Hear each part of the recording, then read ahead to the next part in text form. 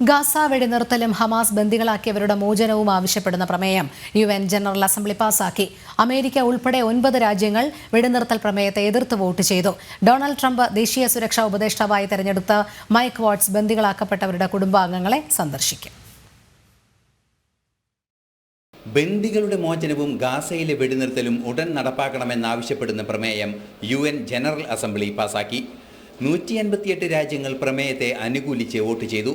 America ഉൾപ്പെടെ 9 രാജ്യങ്ങൾ പ്രമേയത്തെ എതിർത്തു. 13 രാജ്യങ്ങൾ വോട്ടെടുപ്പിൽ നിന്നും വിട്ടുനിന്നു. വെടിനിർത്തൽ സാഹചര്യം ഇപ്പോൾ ഇല്ല എന്ന നിലപാടിൽ ഉറച്ചു നിൽക്കുകയാണ് അമേരിക്കയും ഇസ്രയേലും. 100ഓളം ബന്ദികളാണ് ഹമസിന്റെ കസ്റ്റഡിയിൽ കഴിയുന്നത്. നിയുക്ത അമേരിക്കൻ പ്രസിഡന്റ് ഡൊണാൾഡ് ട്രംപിന്റെ ദേശീയ സുരക്ഷാ ഉപദേഷ്ടാവ് മൈക്ക് വാട്സ് ഗാസയിൽ ബന്ദികളായി കഴിയുന്നവരുടെ ബന്ധുക്കളെ സന്ദർശിക്കും. ട്രംപ് ടീമിലെ പ്രതിനിധി ബന്ദികളുടെ കുടുംബാംഗങ്ങളെ കാണുന്നത് ആദ്യമായാണ്. ബന്ദികളായി തടവിൽ കഴിയുന്നവരുടെ മോചനം അധികാരമേൽക്കും മുമ്പ് യാഥാർത്ഥ്യമാകണമെന്ന അന്ത്യശാസനം ട്രംപ് ഹമസിന് നൽകിയിരുന്നു. ഖത്തറും ഈജിപ്തും മോചന ശ്രമങ്ങൾ തുടരുകയാണ്. നേരത്തെ സമാധാന ശ്രമങ്ങളിൽ നിന്നും വിട്ടുനിന്ന ഖത്തർ വീണ്ടും മധ്യസ്ഥത്തിനെത്തിയത് ഇക്കഴിഞ്ഞ ദിവസമാണ്. ഹമസ് പ്രതിനിധികളെ ദോഹയിലേക്ക് വിളിച്ചു വരുത്തിയിട്ടുമുണ്ട്.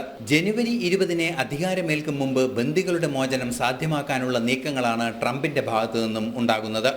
മൈക്ക് വാട്സിന്റെ ഇടപെടലിൽ പ്രതീക്ഷയർപ്പിച്ചിരിക്കുകയാണ് തടവിൽ കഴിയുന്നവരുടെ ബന്ധുക്കൾ. ഇന്റർനാഷണൽ ഡെസ്ക്, ജനം.